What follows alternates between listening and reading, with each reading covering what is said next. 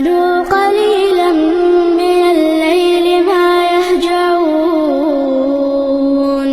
وبالأسحار هم يستغفرون. Setelah jelas siapa orang-orang yang berat timbangan amalan kebaikannya dan siapa yang ringan timbangan amalan kebaikannya, Allah Subhanahu wa taala memerintahkan para malaikat untuk menggiring seluruh makhluk menuju ke suatu tempat. Kemana mereka pergi jamaah sekalian? Ternyata mereka digiring ke suatu tempat yang berupa jembatan, dan itulah yang disebut dengan as-sirat, jembatan sirat, jembatan yang dibentangkan di atas neraka Jahannam. Yang kata Nabi sallallahu alaihi wasallam, dia adalah jembatan adaqqu minas sya'r, lebih tipis dari rambut, wa ahaddu minas sayf, lebih tajam daripada pedang, yang padanya ada kalalib, ada lidah-lidah api yang siap untuk menyambar siapa saja yang lewat di atasnya, diseret masuk ke dalam neraka Jahannam dalam keadaan berlutut. Allah Subhanahu wa taala peringatkan di dalam Al-Qur'an, wa in minkum illa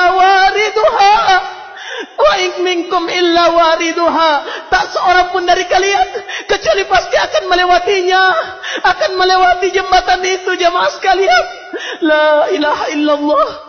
Semoga Allah selamatkan saya dan antum seluruhnya. Ya Allah, selamatkan kami daripadanya. Ya Allah, selamatkan kami daripadanya ya Allah. Kana ala rabbika hatman maqdiya. Sungguh itu adalah perkara ketetapan yang sudah ditetapkan oleh Allah. Setiap makhluk harus melewati jembatan tersebut. Kemudian kata Allah Subhanahu wa taala, "Tsumma nunajjil ladzina ittaqaw wa nadharu adh-dhalimina fiha jithiya." Kemudian pasti kami akan selamatkan hamba-hamba kami yang bertakwa, yang berada di atas ketakwaan ketika dia di dunia, dan pasti kami akan seret dan kami akan campakkan orang-orang yang zalim, yang berbuat aniaya dalam kehidupan dunia ini di dalam neraka Jahannam jithiya, dalam keadaan berlutut. Kemudian setelah itu jamaah sekalian, jelaslah tempat anak cucu Adam. Apakah dia berada dalam surga atau dia berada di dalam neraka? Tatkala dia mampu untuk menyelamatkan diri dari jembatan tersebut, ingat jamaah sekalian, bukan kekuatan yang dibutuhkan, bukan kehebatan yang dibutuhkan, naam, bukan kelihayan yang dibutuhkan di atas jembatan sirat, tapi yang dibutuhkan adalah amal salih. Amal salih. Dan Nabi kita sallallahu alaihi wasallam, Ar-Rasul yang mencintai umatnya, beliau berada di ujung jembatan menunggu kita jamaah, menunggu seraya mendoakan kita. Kata Nabi sallallahu alaihi wasallam, wa du'aul anbiya yauma idzin rabbi sallim sallim. Dan doa para nabi pada hari itu semuanya mendoakan umatnya seraya mengatakan, Rabbi sallim sallim. Ya Allah, selamatkan. Setiap ada yang lewat dia doakan, ya Allah selamatkan, ya Allah selamatkan.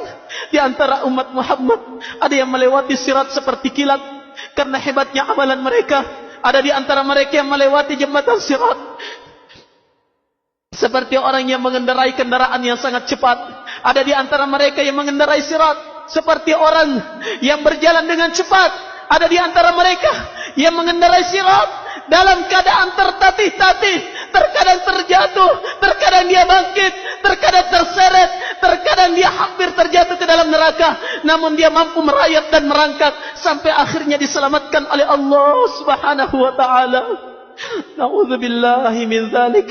Semoga Allah Subhanahu wa taala menyelamatkan kita seluruhnya dan menolong kita seluruhnya jamaah, sampai kemudian Allah Subhanahu wa taala menyelamatkan kita dan mengumpulkan kita di tempat yang kita idam-idamkan bersama, tempat yang penuh dengan kebahagiaan, tempat yang penuh dengan kenikmatan. Di sanalah keluarga kita yang sesungguhnya jamaah, di sanalah tempat tinggal yang sesungguhnya, di sanalah kebahagiaan yang sesungguhnya. Itu adalah surga Allah.